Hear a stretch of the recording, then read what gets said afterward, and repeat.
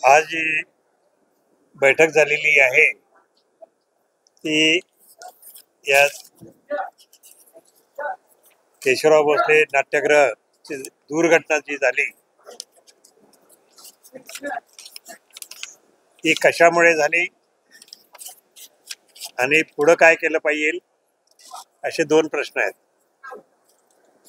तर पहिला प्रश्न तर निश्चित असा आहे की त्याच्याबद्दल पूर्ण चौकशी झाली पाहिजे आणि चौकशीच्या अंतिम कोण दोषी जर असेल तर त्याच्यावर कारवाई झाली पाहिजे.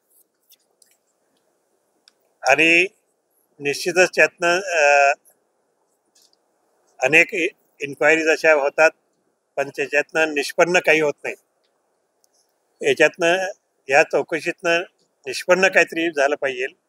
निश्चित काहीतरी त्या चौकशीतनं कळायला पाहिजे की कसं झालं, काय झालं, कोण आणि त्याच्या मागे कोण आहे का.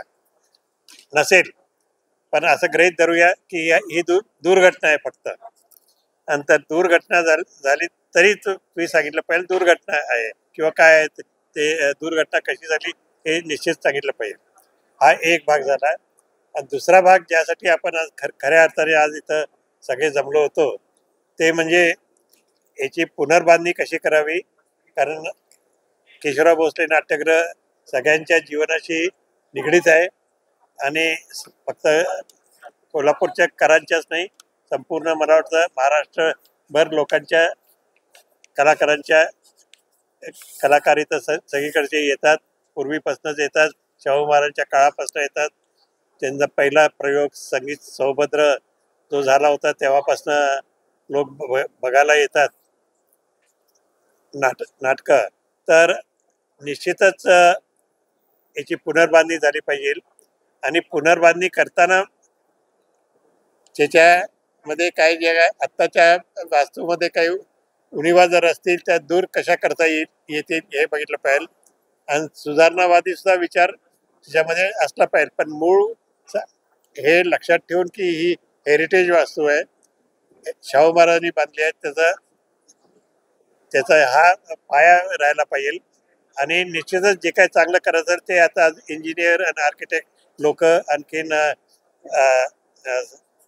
कलाकार लोक एकत्र बसून त्यातनं एक छोटी समिती जेव्हा होईल त्याच्या मार्फत ही आज व्यापक होती मीटिंग होती. पण छोट्या समितीच्या मार्फत निश्चित काहीतरी त्यांचं काय योगदान आहे आणि काय काय करावं लागेल हे सगळं आपल्याला कळेल. आणि लवकरात लवकर आपण या कामाकडे लागणार. आणि शासनाने सुद्धा आश्वासन दिलंय की नेहमीच आश्वासन देत असतात शासन, तर पैशाची कमी काही कुठं पडणार नाही असं त्यांनी सांगितलंय. आणि पण पैशाबरोबर चांगले लोक त्याच्यावर नेमणे आणि चांगल्या पद्धतीने याची मंजुरी करणे हे महत्त्वाचं आहे.